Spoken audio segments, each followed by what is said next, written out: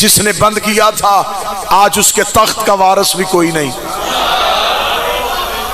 जिसे जिंदान में रखा था उसका वारिस आज भी है। लिहाजा ये भरा हुआ दरबार इस बात पे गवाह है, तख्त टूट गया, किरदार मोहम्मद आज भी जिंदा है। इमामत की 7वीं जीने पे बैठा हुआ ये शहजादा, नबियों में मूसा आए तो और होता है, इमामों में मूसा आए तो और होता है। नबियों का मूसा असा से मौजज़ा दिखाता है, इमामत में मूसा कुन कह के मौजज़ा दिखा देता। इस मालिक की सारी जिंदगी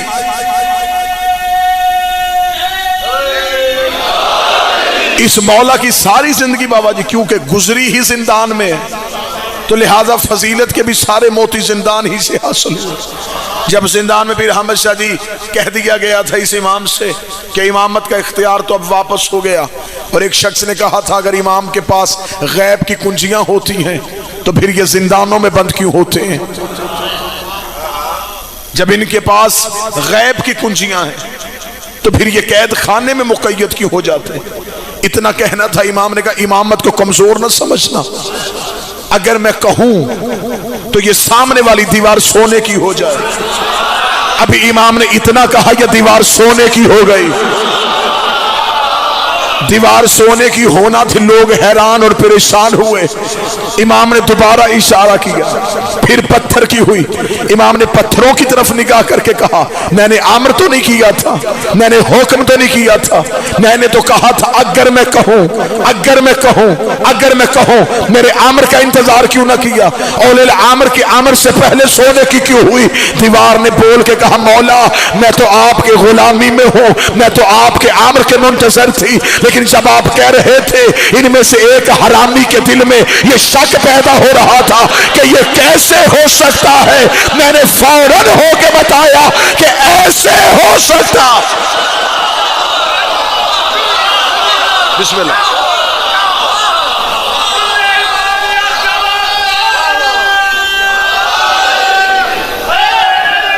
बिस्मिल्लाह। लिहाजा इमामत कैद खाने में भी इमाम, जिंदान के पीछे जाके इमामत का रुतबा छोटा नहीं हो जाता। हाँ जो दुनिया का बादशाह हो वो जिंदान में जाके बादशाह नहीं रहता। रावलपिंडी वाले भी नहीं बोलेंगे तो फिर कौन बोलेगा? आप ही के तो करीब अडियाला भी है।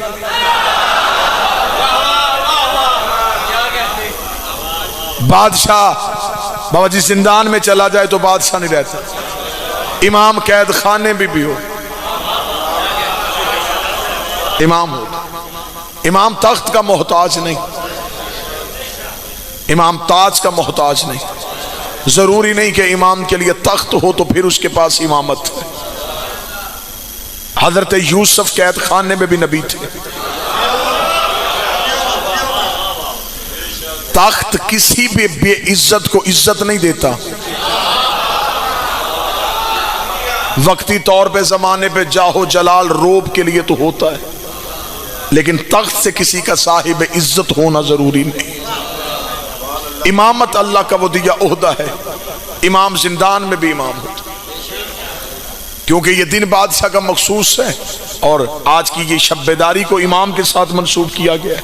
वरना मौजू 13 रजब भी हो सकता था, मौजू 15 रजब भी हो सकता था, लेकिन मजलिस का उन्वान क्योंकि सरकार के हवाले से है तो मैं कोशिश करूंगा जितनी देर तक जिक्र की तलावत की जाए इसी शहनशाह का तज़किरा किया जाए। एक लम्हे के लिए मेरी कौम का नौजवान ये जरूर सोचे कि आखिर उम्मत इमाम को कैद क्यों करती थी? वजह क्या थी? इमाम किसी भी बादशाह की हुकूमत के रास्ते में रुकावट नहीं बना। इमाम ने किसी भी बादशाह की, ठीक है वो हुकूमत संभाले हुए थे, इमाम ने किसी भी जगह पे हुक्म नहीं किया कि शहनशाह को बादशाह को कत्ल कर दो। फिर इमाम को कैद क्यों किया जाता था? जो नौजवान बैठे बुजुर्गों को मैं सबक सुना रहा हूं, नौजवानों के लिए एक फिक्र देने लगा हूं, और नौजवान बोल के तायद का हक जरूर अदा कीजिएगा। जब ये इमाम को कैद करते थे तो वजह क्या थी, क्या दुश्मनी थी इमाम को कैद करने में? ये इमाम का बदन कैद नहीं करते थे, किरदार मोहम्मद को लोगों की नजरों से हटाते थे। इसलिए कि अगर ये किरदार जमाने के सामने रहा तो फिर किरदार मोहम्मद लोगों की नजर में मशअल राह बन जाए। लेकिन इमामत कैद खाने में भी हुज्जत वही किरदार अदा करती है जो इमाम ने मजमयाम में अदा करना हो। नबूवत के ओहदे और होते हैं, इमामत के ओहदे और होते हैं। चले, मैं यही बात आई है तो मैं यहीं से इसी बादशाह का जिक्र और तकाबुल एक नबी के साथ पढ़ देता हूं।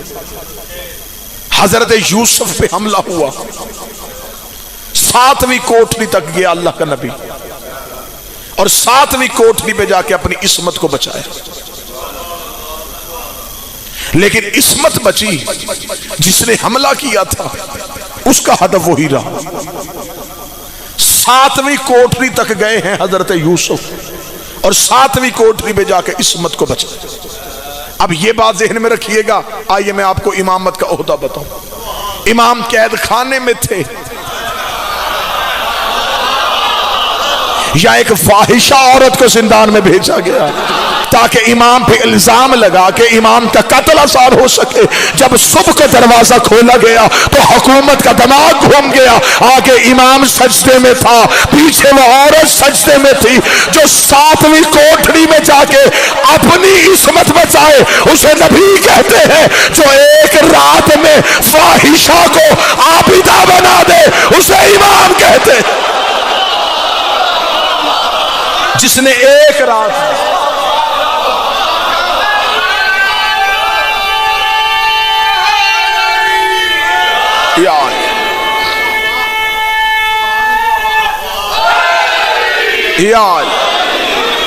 बिस्मिल्लाह, जिसने एक रात अल्लाहुम्मा सल्ली अला मुहम्मद बिस्मिल्लाह। नामे नामी मूसा, लकब काज़म।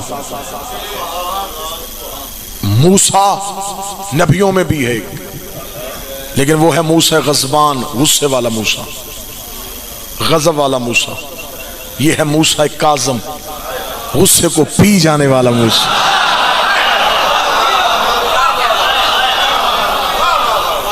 काज़म का मस्दर कोज़म, कोज़म को जाके अगर लुगत में देखा जाए तो उसका जो लुगत में तर्जमा लिखा है वो भी बड़ा अच्छा है। बाबा जी, जो पानी का मशकीज़ा होता है उसके मुंह पे एक चमड़े का तस्मा बांधा जाता है जो वो पूरे मशकीज़े के पानी को रोक के रखता है। उस तस्मे को कोज़म कहते हैं।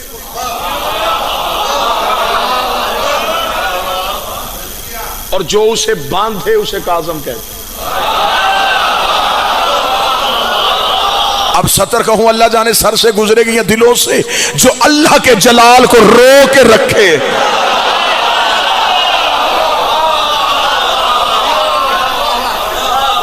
उसे मूसा एक आज़म कहते।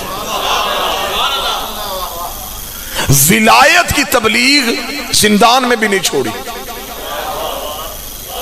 कई मनाजरे हैं जो इमाम को जिंदान से निकाल के दरबार में बुला के किए जाते थे। हारून को, मलाउन को शौक था इल्मी मुबाहसे करवाने का। ये बहस करवा के खुद बैठ के सुना करता था। इमाम को एक दिन बुला के कहने लगा, मेरे जहन में एक सवाल आया है, नमाज की तकबीरें 7 क्यों है और रुकू में सुभान रब्बियल अज़ीम की तस्बीह क्यों है और सजदे में सुभान रब्बियल आला व बिहम्दिही की तस्बीह क्यों है? इमाम को मौका मिल गया विलायत पहुंचाने का।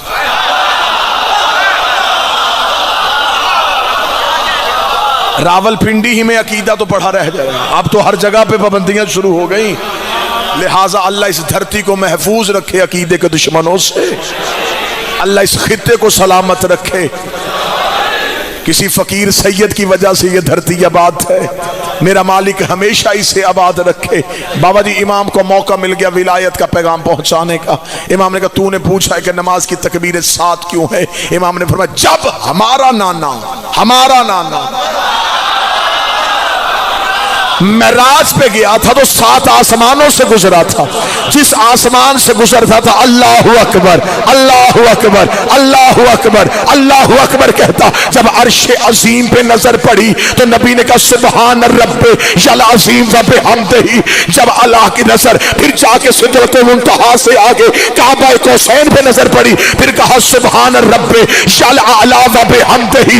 इसीलिए नमाज मोहम्मद को मेराज से मिली थी। पूरी नमाज का सफर नबी ने मेराज में किया था। मर्जी के मौलवी के सर पे कुरान रख के पूछ, तूने तकबीर मेराज से ली, तूने रकू की तस्वीर मेराज से ली, तूने सजदे की तस्वीर मेराज से ली।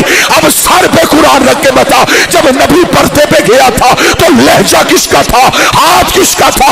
इसका मतलब है कि नबी की मेराज में अली आ गया है। अस्सलातु मेराजुल मोमर, नमाज मोमर की मेराज है। अगर मोहम्मद की मेराज में अली है तो तेरी नमाज में भी अली होना चाहिए।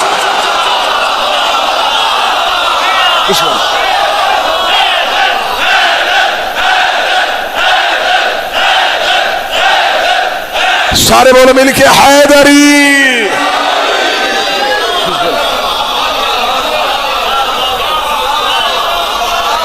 अगर नबी की मेराज है, लहजा भी अली का, हाथ भी अली का। तौहीद के दरवाजे पे जब भी आओ आवाज़े अली ही आती है।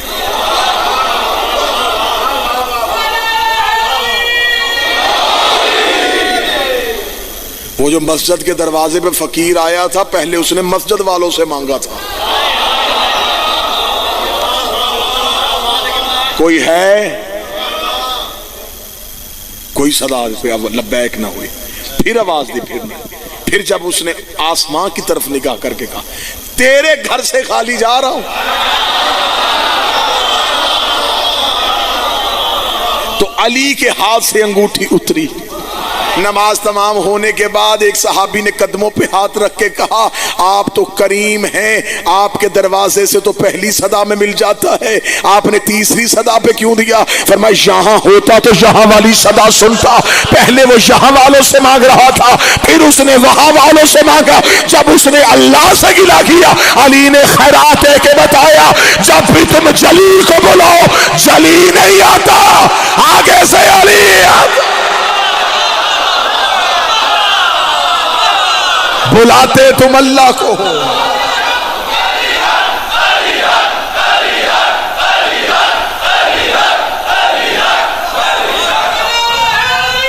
बिस्मिल्लाह, बुलाते तुम अल्लाह को।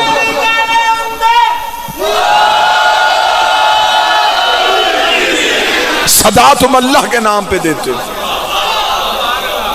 वो खैरात अली के हाथ से देता है। यही तो हमारा अकीदा है, मांगते हम अल्लाह से हैं। अल्लाह के इख्तियारात के मालिक को अली कहते हैं। कहां हमारा अकीदा तौहीद गलत है? हमारा अकीदा तौहीद पे है, लेकिन हम तौहीद पे नाकस अकीदा नहीं रखते।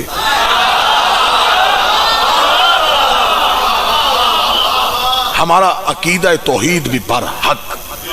हम ना हलूल के कायल हैं, ना हम अल्लाह के किसी जगह से गायब होने के कायल। हम हर जगह पे अल्लाह को तस्लीम करते हैं। लेकिन ये बताओ, अगर वो अल्लाह हर जगह पे है तो वो जाहिर कैसे होता है? हमें किसने बताया कि अल्लाह है? हर कोई उठता है अशहदु अल्ला इलाहा इल्लल्लाह, मैं गवाही देता हूं है। तूने सीना तान के गवाही दी कैसे? तूने देखा? कहता नहीं, किसी ने कहा था कि है।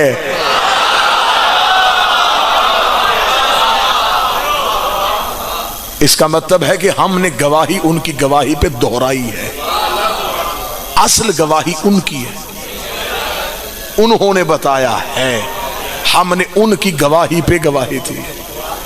हम अल्लाह और मखलूक के दरमियान इन्हें वो वास्ता फैज समझते हैं जिससे खुदा तकसीम करता है। वो सीधा हम तक आ जाता तो यहां हालत क्या होती? टूर पे एक तजल्ली आई थी, मूसा बेहोश, साथी मर गए, पहाड़ सुरमा हो गया। तजल्ली एक थी, असर तीन हुए।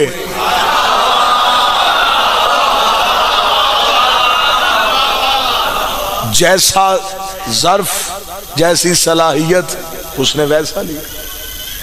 नूरे तौहीद को कौन बर्दाश्त करे? जैसे मैं अक्सर मिसाल दिया करता हूं, जो बाहर से ग्रिड स्टेशन से वोल्टेज आते हैं वो बहुत ज्यादा होते हैं, वो सीधे घरों में आ जाए तो हर चीज जल जाए।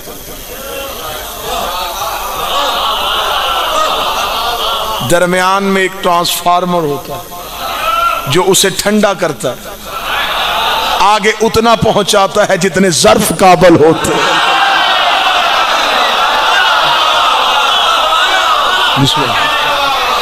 इमामत इसी का नाम है। नूरे तौहीद को पूरा लेके आगे उतना दे जितने ज़र्फ काबल होते। लिहाजा हम इन्हें अल्लाह नहीं समझते, हम इन्हें अल्लाह के और अपने दरमियान वसीला समझते। फिर मैं एक जुमला कहने लगा और मुझे सादात से दुआ और आपसे ताईद दाद की सूरत में चाहिए। जब वो अल्लाह इनके बगैर हम तक नहीं आता,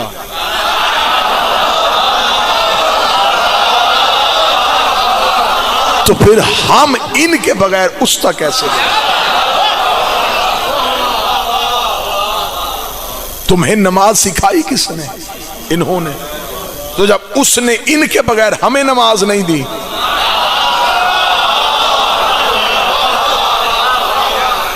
तो फिर हम अपनी नमाज को इनके बगैर उसे कैसे दे सकते? ये मजहर परवरदिगार है, इन्होंने जाहिर किया है उसे, इन्होंने बताया है कि वो अल्लाह है। लिहाजा हम उस मजहर के कायल हैं जिसने हमें अल्लाह दिया। हर दौर के इमाम ने हर दौर में तौहीद को जाहिर किया। यानी कि इस मौला का जिसका आज दिन है, इसकी पूरी जिंदगी कैद खाने में, सजदा एक भी कज़ा नहीं।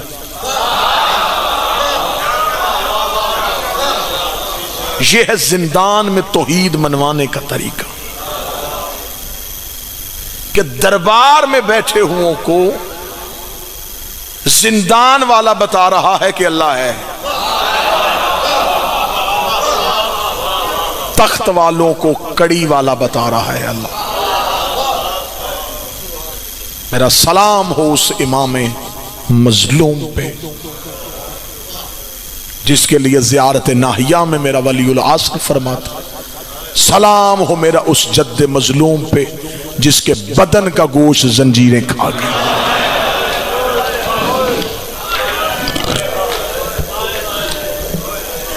क्योंकि वक्त ज्यादा हो गया जी।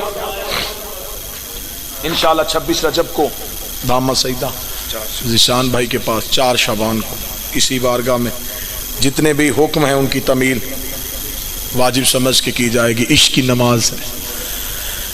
फ़ज़ाइल बिल्कुल मुख्तसर इसलिए किया, अल्लाह सैयदादे की मेहनत कबूल करे, अकीदत कबूल करे। फ़ज़ाइल मुख्तसर इसलिए किया, जितने भी बैठे हैं जनाजे के इंतज़ार में,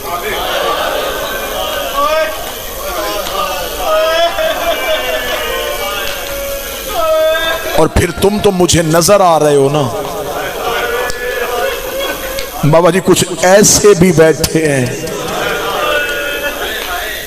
जो इंतजार में है कब उठे बगदाद के कैदी का जनाजा।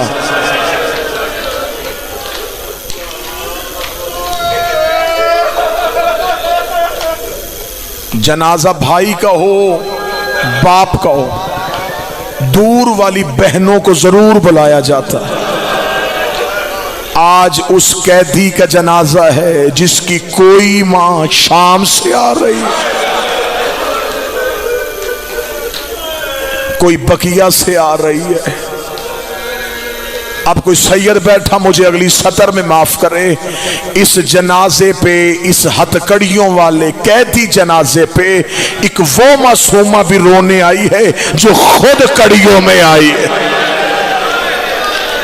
वो रो के जनाजे पे कह रही होगी, ए मूसी काज़म, मर्द हो के कड़ियों में दफन होना आसान है, 4 साल की सैयदजादी होगी,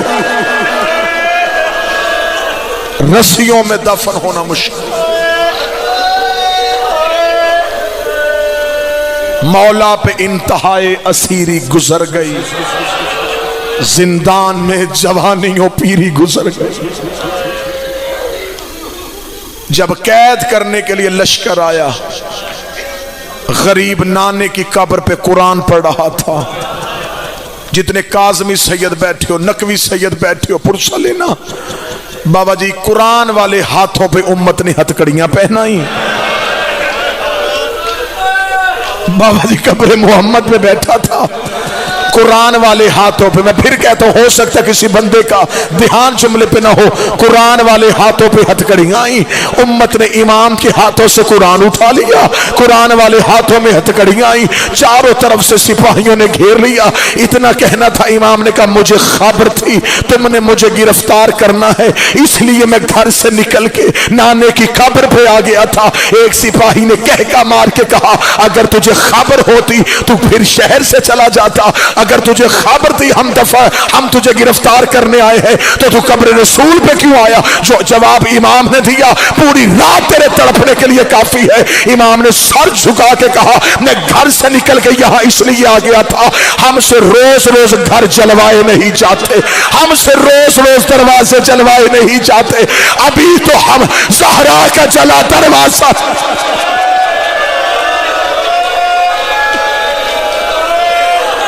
मैं घर से ना आता तो मेरे घर आ जाते।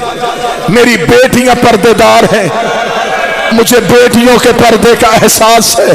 जितने सैयद बैठे नौकर बन के माफी मांग के अगला जुमला पढ़ने लगा। इमाम ने देख के कहा, अच्छा तुमने मुझे कैद भी करना है, कैद भी होना है, लेके भी तुमने मुझे जाना है, वतन भी मैंने वापस नहीं आना, इतनी मुझे इजाजत दो। वो सामने मेरा घर है, मैं एक बार अपने घर से होके आऊं, इतना कहना था। एक बेगैरत सामने आके कहता है, हम तुझे जाने तो दे, बता तेरी जमानत कौन देगा? इतना कहना था। कब्र मोहम्मद से सारे मुसलमान उठ के चले गए। सामने से एक यहूदी की दुकान थी, वो चीखता हुआ आया, आके कहने घर जाके क्या करेगा? इमाम ने कहा मेरी बेटियां मेरे इंतजार में है। उसने कदमों पे हाथ रख के कहा, मैं तेरी जमानत देता हूं, इसे घर जाने दो, मुझे कड़ियां पहनाओ, जब तक ये नहीं आएगा मेरी कड़ियां ना खोलना, अगर ये ना आए मेरा सर पर सजदा कर देना। उन्होंने कहा कलमा भी नहीं पढ़ता, जमानत भी दे रहा है। उसने कहा 10 साल हो गए मुझे मदीने में दुकान करते, मुझे आज पता चला इस गरीब की बेटियां भी है, और मैंने आज तक इसके घर से किसी बीबी के आवाज नहीं सुनी। इतना कहना था। इमाम ने कहा मेरी एक नहीं, मेरी 18 में। हाय हाय मजलूम, हाय मेरा कैदी इमाम। आवाज थोड़ी तेज कर। मुझे आज पता चला तुझ गरीब की बेटियां भी हैं। इमाम ने कहा मेरी एक नहीं, मेरी 18 बेटी, 19 बेटे, वतन में एक भी की कब्र नहीं। जितने ईरान के जवार बैठे हो, ईरान थोड़े थोड़े फासले पे किसी न किसी इमाम साहब की कब्र है। वहां के आलमे दीन से पूछो किसकी कब्र है, वो कहता ये भी मूसा काज़म की औलाद है, ये भी मूसा काज़म की औलाद है। रख मेरे सर पे कुरान, जंगलों में कब्रें हैं मूसा काज़म की बेटियों की। सिर्फ बेटे नहीं, इस इमाम की बेटियां रुल गई। अली की सिर्फ एक बेटी शाम में, इस इमाम की बेटियां।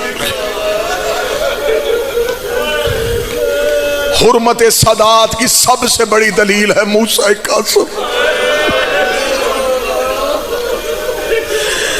सैयदों में मुसअब में उम्मती हो के तुम्हें अलम अब्बास का वास्ता देता हूं। सैयदादी का कुफ कभी भी गैर सैयद नहीं हो सकता। सारी की सारी बगैर अख्त के दुनिया में रुल गई। खूने अली था।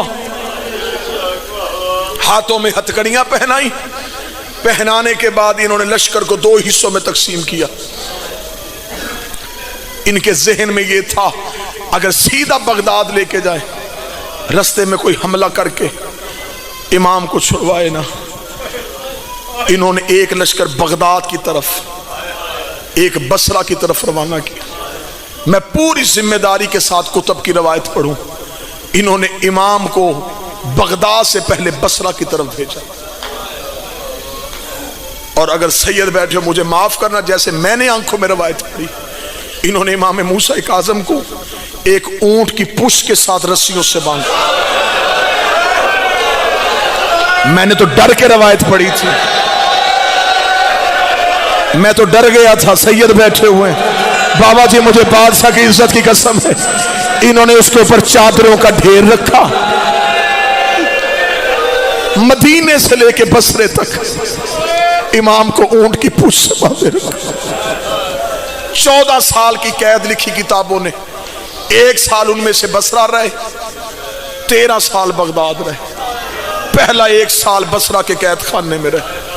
पूरे 1 साल के बाद हाकिम बसरा ने गवर्नर बगदाद को खत लिखा। उसने कहा मुझे जितने कैदी देने दे दे, मुझसे ये एक ले जा। उसने खत का जवाब देके कहा इसकी कोई पीछे से मुलाकात आती है, किस चीज का तुझे डर है? उसने कहा 1 साल हो गया, इसका पीछे से कोई नहीं आया। उसने कहा फिर इसे क्यों भेज रहा है? उसने कहा अल्लाह जाने, जब शाम का वक्त होता है, शाम की तरफ मुंह करके ये किसी बीबी का नाम लेकर रोता है। मेरे बसरे में जलजला आता है, मुझे दरबार से एक बीबी के रोने की आवाजें आती। रो रो के कहता हाय मेरी कैदी अम्मा। हौसले के साथ, हौसले के साथ। बाबा जी का हुक्म था फजाइल मुख्तसर पढ़ना, मुसीबत खुल के पढ़ना। ये शहादतें पूरा साल कम सुनने को मिलती। बाबा जी 1 साल के बाद बगदाद की तरफ इमाम को रवाना किया गया। पूरा एक लश्कर इमाम को लेने के लिए बगदाद आया। बगदाद के कैद खाने पे इमाम को रखा। मलाओं ने हुक्म दिया, बगदाद के कुर्ब में शीयत के मरकज हैं, हो सकता है कि कोई हमला करे जिंदान पे। मूसा काज़म के कैद खाने को जितना छुपा सको उतना छुपाओ। अब मिंबर आले मोहम्मद से बड़ी कसम कोई नहीं होती। मैं मिंबर पे हूँ, बावजू हूँ, शिया कौम गजा करूँ, लेकिन फिर भी सैयद बैठे नमज में, मेरी आंखों के सामने है बाबुल हवाइज का अलम। सिर्फ तुम्हारे 2 आंसुओं के लिए बाबा जी मैं कसम देने लगा हूँ, मेरे सर पे कुरान रखो। मुझे हुसैन बादशाह की जर्री की कसम है, मुझे मखदूमा की चादर की कसम है। किताबें कहती है इन कमीनों ने एक कुआं खोदा, उस कुएं के चारों तरफ इसने नेज़े लगाए, उस कुएं के दरमियान में रख दिया इन्होंने मूसा काज़म को, ऊपर से उसे बंद कर दिया, एक खिड़की को खुला रखा। कमीने जब उस खिड़की में देखते, इमाम कभी दाएं वाली बर्शियों पे, कभी बाएं वाली बर्शियों।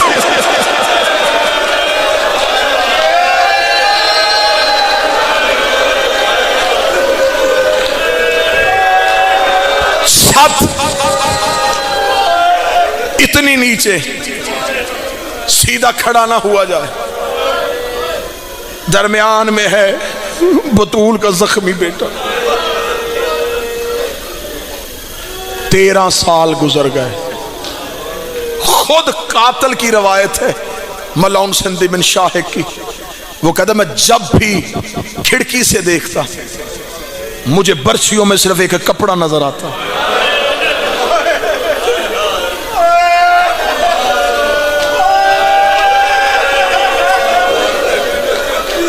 इस इमाम की पूरी शहादत के गवाह इमाम के कातिल हैं। बेटा तो कोई था नहीं, पूरी शहादत के गवाह है, कातिल है इमाम। दरोगा कहता जब 25 की रात आई है ना, मुझे जिंदान से तस्बीह की आवाज सिसकियों में बदली। वो कहता मुझे मुद्दत हो गई थी जिंदान के दरोगा बने हुए, मुझे हर रात इसकी तस्बीह की आवाज आती थी, लेकिन जब 25 वाली रात आई है ना, इसकी तस्बीह की आवाज सिसकियों में बदल गई। वो कहता मैं खिड़की के करीब गया, मैंने जाके कहा कह दी मैंने तो हमेशा तेरी तस्बीह की आवाज सुनी, आज सिसकियां क्यों ले रहा है? रो के कहता अगर मैं तुझे जन्नत की जमानत हूं तो जिंदान का दर खोलेगा। इतना कहना था। वो देख के कहता हाकम बड़ा सख्त है, मुझे कत्ल कर देगा। वो देख के था इमाम ने कहा नहीं, मैं किसी भी इंसान का खून आंखों के सामने अपनी वजह से बहता नहीं देख सकता। ये कह के इमाम ने कहा मुझे थोड़ी देर के लिए अपने वतन जाना है। कहता मैंने देख के कहा मजलूम तो कैसे जाएगा, ये बगदाद है वो मदीना है, इतना फासला तो कैसे तय करेगा? वो कहता मेरी आंखों के सामने इमाम कड़ियों से वहीं के वहीं गायब हुए। अब किताबें कहती है सीधे इजाज़े इमामत के साथ मदीने पहुंचे। इधर मदीने में नमाज़ें सबके लिए रजा की मां वजू कर रही थी, या इमाम के सहन में इमाम की कड़ियों की झनकार की आवाज आई। इमाम रजा की मां ने बुरका सर पे लिया, रो के कभी कौन आ गया है मेरे घर पे? तुझे नहीं पता मेरे घर में मूसा काज़म की बेटियां है। इतना कहना सामने आके इमाम आए, रो के दे रजा की मां और मैं बगदाद का कहती है, मैं बगदाद का कहती आया हूं। इतना कहना जिसने रोना है, जिसने जनाजे का इस्तकबाल करना है। बीबी का जुमला बाबा रोने वाला। बीबी देख के कहती रहने आए हैं या मिलने आए? रहने आए हैं या मिलने आए? इमाम ने कहा जहर मिल गई है, एक बार बेटियों को देखने के लिए आया हूं। बीबी की आवाज आई फिर तुझे तेरी गुर्बत का वास्ता मेरी बेटियों को ना जगाना। 14 साल हो गए मेरी बेटियां दरवाजे को देख रही है। इतना जुमला कहना था। इमाम ने कहा नहीं जगाता, एक बार मुझे चेहरे तो दिखा, कोई सैयद बैठा मुझे माफ करना। रजा की मां ने हुजरे का पर्दा उठाया, सारी बेटियां मट्टी पे सोई हुई थी और जिनके बाप कैद हो वो बेटियां बिस्तर पे नहीं होती। एक एक करके बीबी ने पर्दा उठाया, फरमाया ये तेरी खदीजा है, ये तेरी फातिमा है, ये तेरी सुगरा है। इमाम एक एक बेटी का माथा चूमता रहा, सबसे छोटी बेटी के करीब आया। इमाम की अबा में किसी बच्ची का हाथ आया, आवाज आई और किसी को मिल ना मिल मुझे मिल के जा, मैंने कम की पहाड़ियों में रोल के मर जाना। और मैं तेरी मासूमा बेटी और मैं तेरी फातिमा बेटी। आवाज आई फातिमा बाबे को बादशाह का जनाजा आ गया। जनाजा सामने आए, मैं आखिरी जुमला पढ़ूं, मुझे इस गरीब के जनाजे की कसम है, इसके लाशों को बगदाद के पुल पे रखा नहीं गया, बगदाद के पुल पे जनाजे को फेंक दिया गया। एक काले बुर्के वाली